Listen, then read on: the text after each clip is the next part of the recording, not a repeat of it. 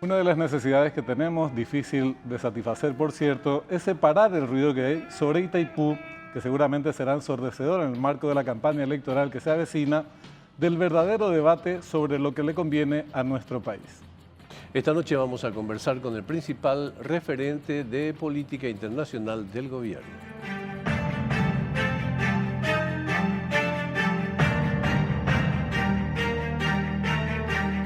¿Qué tal? ¿Cómo están? Tengan ustedes muy buenas noches. Bienvenidos a esta nueva emisión de Fuego Cruzado en la que no vamos a hablar de deportes. ¿Qué tal, Augusto? Con total libertad, con total libertad. Es fácil prenderse pero no importa. De otros furgones, de otros vagones. Claro, libertad amaneció siendo, viste que tenemos la piel, nuestra segunda piel que es Cerro Porteño, y se constituyó hoy en nuestra tercera piel. ¿Así? Pero bueno. Vamos al reconocimiento de campo.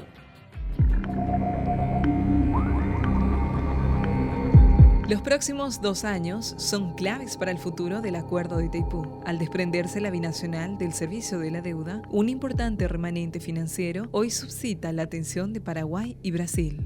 ¿Qué hacer? Brasil ya mostró sus cartas: bajar como sea la tarifa. Paraguay propone mantener la tarifa a través de inversiones que están contempladas en el anexo B. El desafío es llegar con esa tarifa sin cambios hasta el 2023 y allí sí negociar en el marco de la revisión del anexo C. El Gobierno Nacional, a través de la Cancillería, anunció que esta es la postura oficial, así como las condiciones de contratación de potencia de la ANDE. La pelota por ahora está en el campo de Itaipú, pero debe definirse inexorablemente antes de fin de año.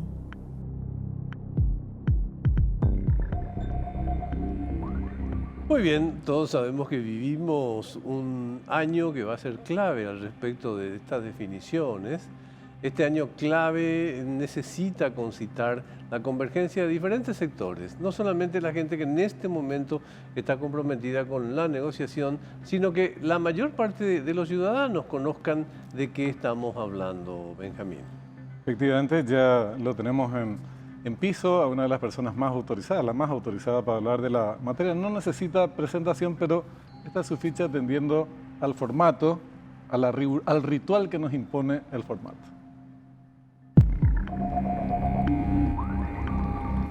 Euclides Acevedo, abogado y político paraguayo, fue diputado y luego senador. Llegó a ser embajador extraordinario y plenipotenciario ante el Reino de España y el Reino de Marruecos. Se desempeñó como ministro de Industria y Comercio, ministro del Interior y actual canciller nacional. Canciller, ¿cómo le va? Muy buenas noches, gracias por concurrir. Buenas noches, ¿qué tal, Augusto? Bien. Hola, Benjamín. Un gusto tenerlo acá con nosotros. Parece que te falló algún invitado, entonces cada vez que falla un invitado... No es verdad. Pero me encanta. No, es el tema, además es un tema de mucha importancia y aparte de eso, de mucha actualidad, que es todo lo relativo a Itaipú, que es uno de los capítulos del que vamos a hablar en esta. Pero queremos arrancar por una pregunta que me parece trascendental y que seguramente va a obligar a la Cancillería a fijar posición pública, política. Sí, ¿por qué? ¿Qué opina la Cancillería del gobierno paraguayo sobre el chaleco y por qué fue rojo el chaleco de la reina? Esto me parece sumamente delicado, ministro. Vos estuviste en España y en nuestro país fue una gran discusión en los últimos días en el Congreso Nacional si la reina tenía que vestir con todos sus ornamentos o si podía hacerlo con chaleco. Te estoy echando, disculpame.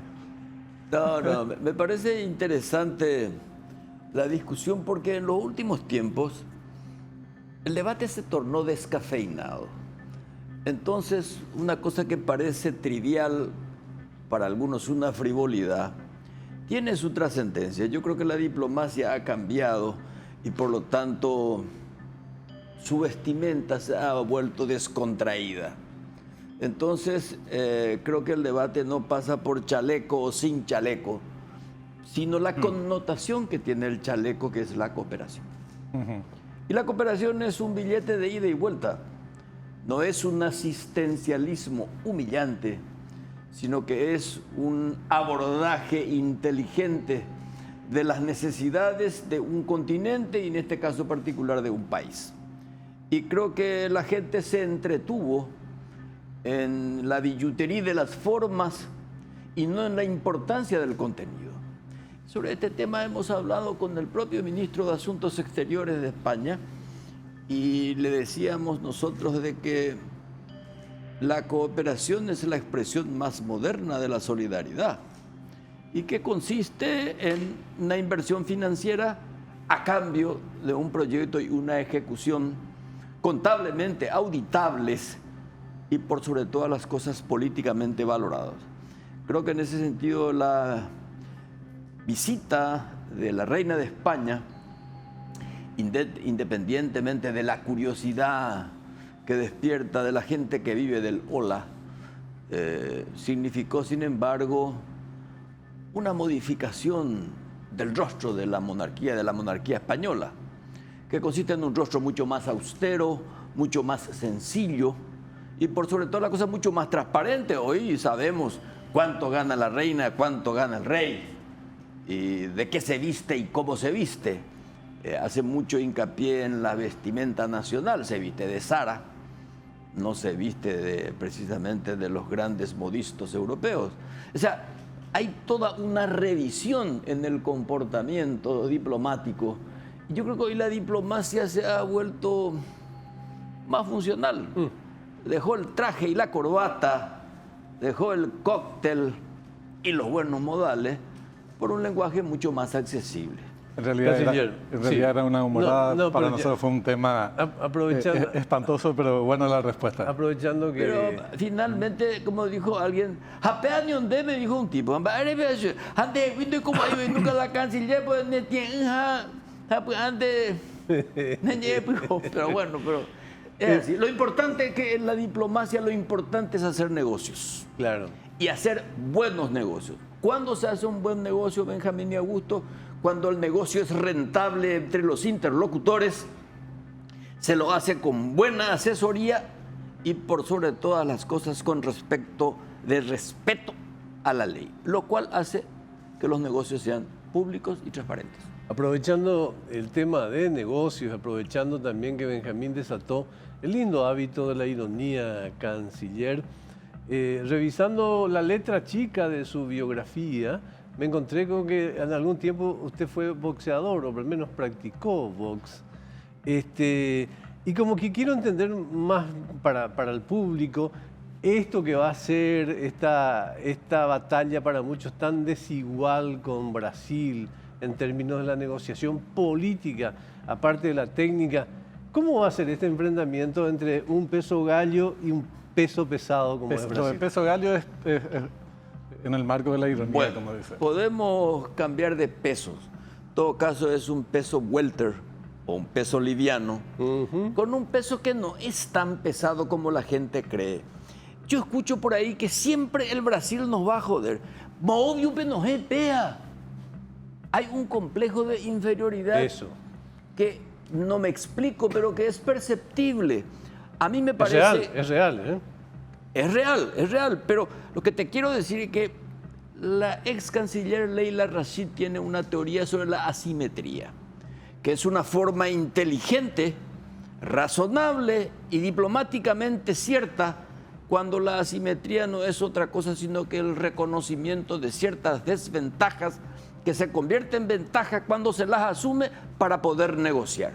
Entonces, en primer lugar, la negociación con los brasileños tiene que ser de igual a igual y así tienen que sentirse y sentarse los negociadores. Entre otras cosas porque la publicidad de las negociaciones te da la fuerza para decir que lo hacemos de igual a igual. No somos tampoco tan necios en no reconocer la experiencia diplomática de Itamaraty, cosa que en los últimos tiempos también se ha diluido esa deificación de lo que es Itamaraty. O sea, Ñandeixa aguanta Beiningo. Entonces, a mí me parece que estas próximas negociaciones van a tener mucho más fortaleza en la medida en que Itaipú deje de ser neurótico y fascinante. Neurótico porque de repente se mezclan demasiadas las cosas. Yo nunca escuché tantos opinólogos sobre Itaipú como ahora, a tal punto que me quiero considerar sencillamente desconcertado, perplejo ante tantas opiniones y al mismo tiempo contradictorias, que van desde el secretismo hasta la entrega. Finalmente, ¿qué es lo que es secreto? Daiporigumba de Beñaño Miana, 1. 2. Entrega. ¿Qué es lo que se entregó hasta hoy? Independientemente de que fue un tratado que, de acuerdo a las condiciones geopolíticas de la época, ha tenido connotaciones de violación del medio ambiente, sobre todo una de las maravillas del mundo que es Salto del Guairá. La pregunta que se hacen algunos, ¿qué hubiera pasado si no hubiera existido Itaipú? ¿Qué hubiera pasado si no se invirtió los 11.500 millones de dólares en lo que viene de Itaipú? Y lo que más es condenable probablemente es que esas ganancias que trajo Itaipú no se las utilizó como se quiere utilizar hoy. Responsabilidad social y ambiental. Pero volviendo a tu pregunta del famoso peso gallo y el peso pesado, creo que es simplemente entre dos socios que tienen que aceptarse mutuamente y que se necesitan mutuamente. Finalmente, el Brasil nos necesita y nosotros lo necesitamos a ellos. Ahora, esto discutimos muchas veces, conocemos tu opinión, pero sería bueno ratificar, reafirmar cuál es la posición del gobierno con respecto a la tarifa, que si bien es una discusión que se va a plantear en el marco de la revisión del anexo C, en la práctica esa discusión ya empieza ahora al fijarse el presupuesto del año que viene de Itaipú. Como se paga una parte de la deuda, baja el presupuesto, técnicamente digamos que hay argumentos a favor de que baje la tarifa. ¿Cuál es la postura oficial del gobierno al respecto, Euclides? Los técnicos sostienen, y en la discusión de los miembros del Consejo, dicen que técnicamente la bajada de la tarifa es inevitable. Técnicamente. Pero políticamente es absolutamente evitable. Si durante mucho tiempo se mantuvo en 22.60, ¿por qué no se lo puede mantener de aquí hasta el 2023? Porque hay mecanismos. Esta es una decisión política que técnicamente puede ser adecuada a la voluntad política de las partes. En ese sentido, 22.60 más las condiciones del contrato de la ANDE, en primer lugar se va a mantener los 600 millones de dólares, 300 a repartir a cada parte, en primer lugar.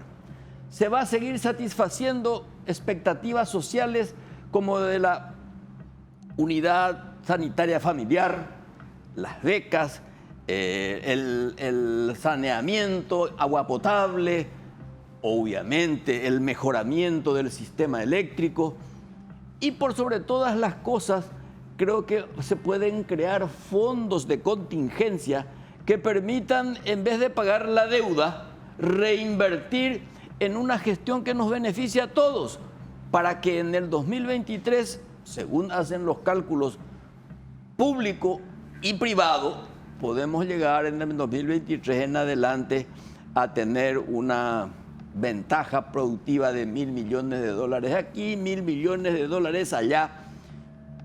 Y por sobre todas las cosas, algo interesante que estuvimos discutiendo con el presidente de la ANDE, convertir al Paraguay en un hub energético, en un centro de distribución de la energía. Ahora bien, para que podamos distribuir la energía tenemos que tener líneas de transmisión. Y las líneas de transmisión supone inversión. ¿Y a quién hay que invertir? A la ANDE. Por eso, de lo producido de Itaipú, una parte importante, razonable y prioritaria es el mantenimiento y la modernización de la ANDE. Porque a moja pope es la ANDE la que va a administrar nuestro principal activo económico y político, que es la energía. Por eso creo que no tenemos que desprendernos de la filosofía del tratado y sobre todo del Acta de Foz de Iguazú, de convertir en una herramienta de desarrollo. Entonces nosotros tenemos que hacer que Itaipú cree la infraestructura para desatar la apetencia, la curiosidad y el desembarco de inversiones. Y ustedes saben mejor que yo que si no hay inversión no hay desarrollo. Por eso queremos que lo de Itaipú sea una discusión más política, más social y menos técnica. Porque de repente las discusiones técnicas se vuelve un debate casi inentendible. ¿Y qué es lo que queremos? que la gente, y si queremos que se convierta en causa nacional, la nación tiene que entender, y la nación es la mayoría, no una élite de privilegiados informáticos que entienden como ellos quieren entender, y sin embargo el pueblo común, ¿qué es lo que quiere? Lo que quiere es beneficio, y beneficio social, beneficio económico, y más que abaratamiento del costo de la luz, lo que queremos es una luz de calidad.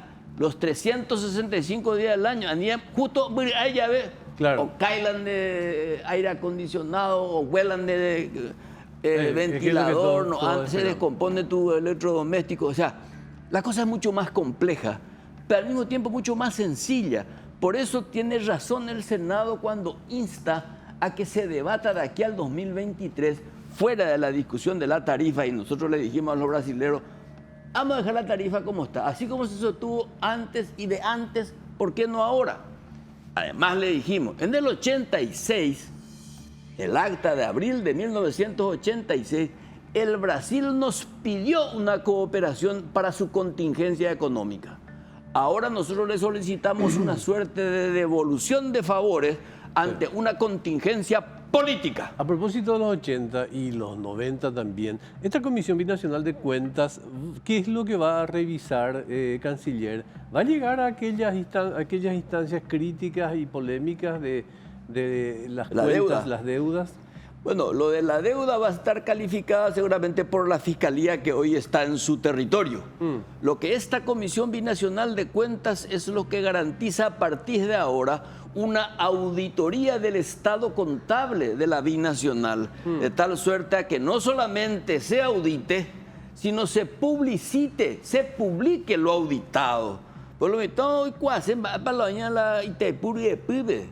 entonces, ese es el objetivo de esta comisión, una especie de conversión de las distintas contralorías del país en una sola, binacional. Y bueno, para eso tiene elementos, tiene plazos, y para esto trabajó la propia Contraloría General de la República con nosotros durante mucho tiempo, el Ministerio de Obras Públicas a través de Minas y Energía, la ANDE y obviamente Itaipú y la Cancillería. O sea, esto fue un trabajo en común. Este es un tema que fue muy resistido en su momento, sobre todo del lado brasilero, aunque también autoridades de la binacional de nuestro país en épocas anteriores. Va a pasar por el Congreso, entiendo, las notas reversales tienen que ser aprobadas por ambos congresos para que se ponga en vigencia. Y esta es una propuesta nacional que terminó aceptando el Brasil. Y eso es lo que nosotros firmamos. Y claro, va a tener legitimidad y vigencia constitucional cuando los respectivos congresos aprueben esto que hemos firmado el canciller França y yo el viernes en Brasilia. Sobre esa, perdón, una cosita nomás, sobre el viaje a Brasilia. Vos decías antes, ¿por qué no van a aceptar mantener la tarifa? Sobre todo tenemos la revisión dentro de poco tiempo, ya en el 2023, le hicimos favores en el pasado. Está el anexo B también, que establece las obras complementarias, es parte del tratado. Si vamos a ser rigurosos con el anexo C, seamos con el anexo B también. Pero ¿qué dicen los brasileños ante esta postura oficial de nuestro país, ministro? ¿Vos sabés qué me sorprendió? La quieta serenidad. Bueno, la serenidad siempre es quieta, pero a veces detrás de la serenidad y el lenguaje corporal, como si no se sorprendieran de lo que planteemos. Lo cual hace que yo me vuelva optimista, razonablemente optimista, que van a terminar aceptando nuestra propuesta. Es lo que yo quiero, pienso y creo que es cuestión de seguir presionando. En ese sentido, a mí me parece que esta propuesta de mantener va a significar ventaja para ambas partes.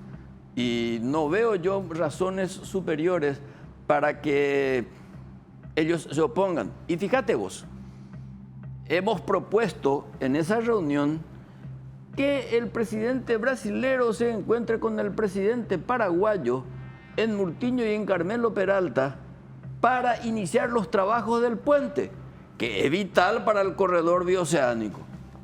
¿A quién beneficia más ese puente y el bioceánico? Sí, a Brasil, categóricamente. Fundamentalmente al Brasil, para Mato Grosso do Sul y Paraná, que tienen su soja, su carne, el hierro del Mutún, que van a pasar por territorio nacional. Es decir, hay elementos para que la negociación sea una negociación inteligente y por sobre todas las cosas equitativa. Y a mí particularmente me llamó la atención la no reacción que esperábamos, que iba a ser un poco irascible de parte de ellos, y no lo fue en absoluto. Y fuimos suficientemente claros. Canciller, después de la pausa, tengo un par de temas que me parecen interesantes. En el Congreso se habló del tema de China. ¿De qué? De China. Se habló de China y la posibilidad de habilitar una relación comercial, digamos. No, con los brasileros no abordamos ese tema. No, en el Congreso paraguayo, digo. Ah, no, en el Congreso hoy. La pregunta que quería hacerle es cómo se plantea, digamos, de futuro esa relación, la posibilidad de calificar y especializar, digamos, perfeccionar, se dice en diplomacia, esta cuestión, y el tema de la posición que tienen las Naciones Unidas respecto de lo que califican como ejecuciones sumarias en el marco del asunto del EPP. Pero después de la pausa, ¿le parece? Ya volvemos.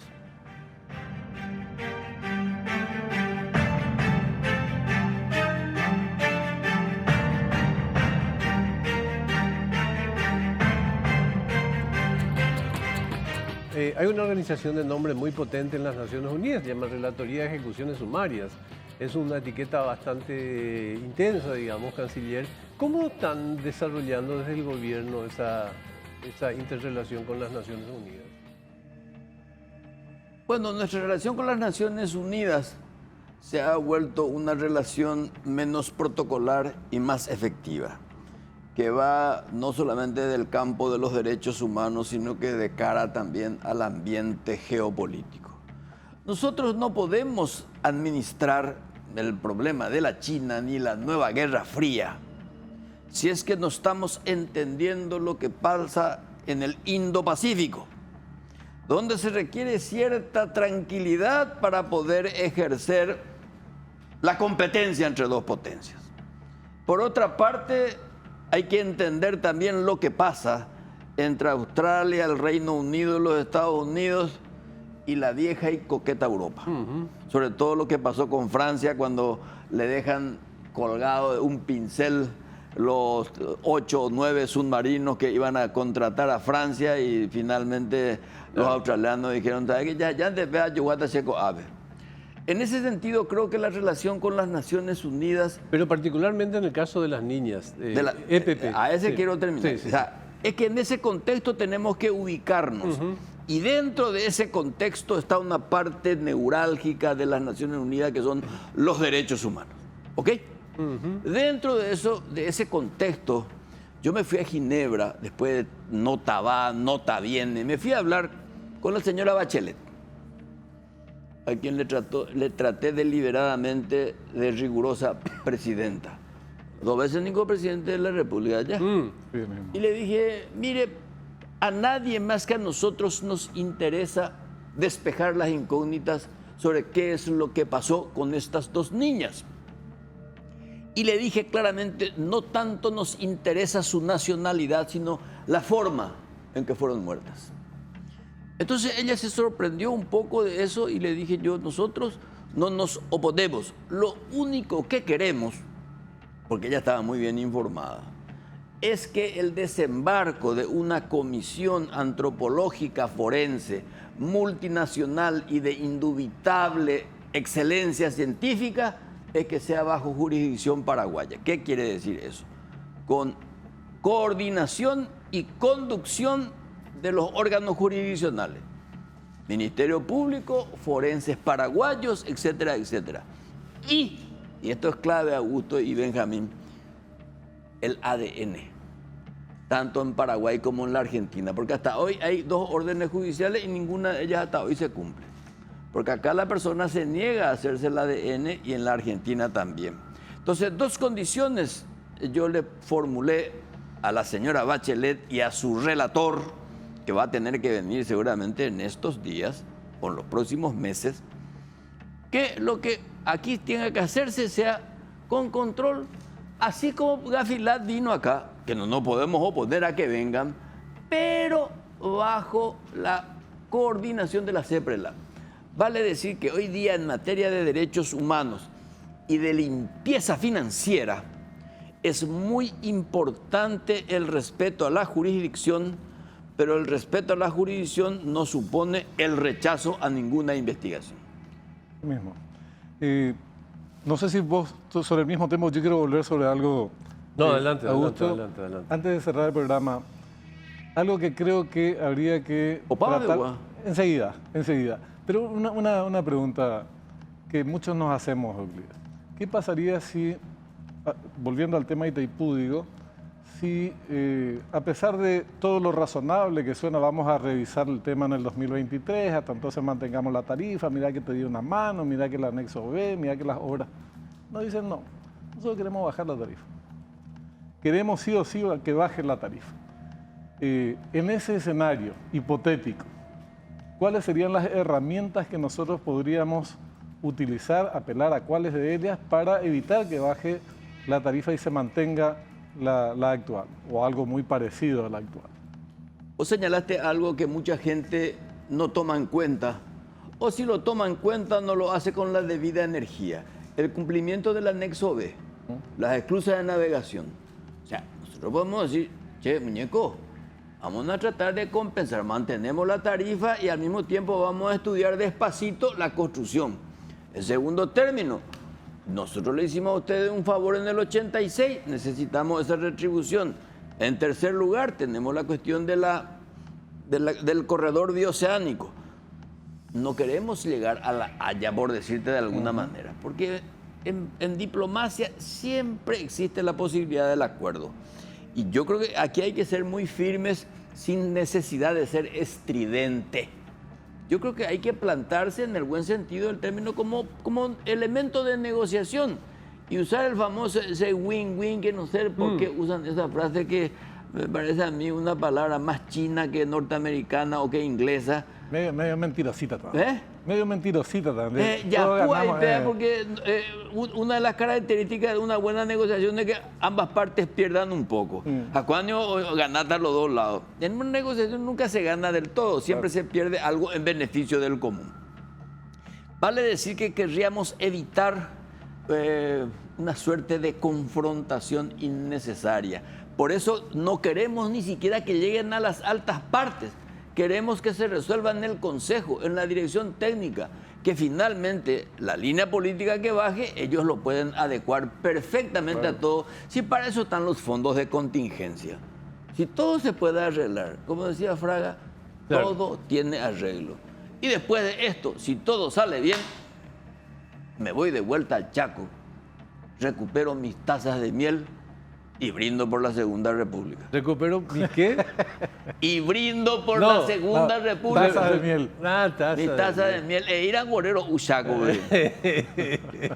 Bueno, gracias, canciller, por su presencia esta noche, como siempre, ¿sí? Es cortito, pero así es la vida. Mejor, mejor.